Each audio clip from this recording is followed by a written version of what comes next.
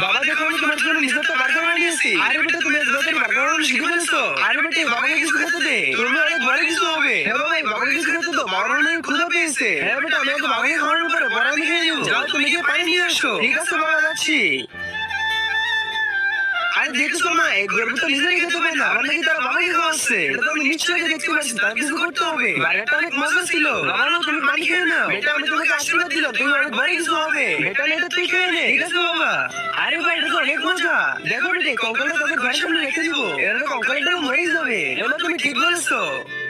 চলো বেটা তাড়াতাড়ি পালাও।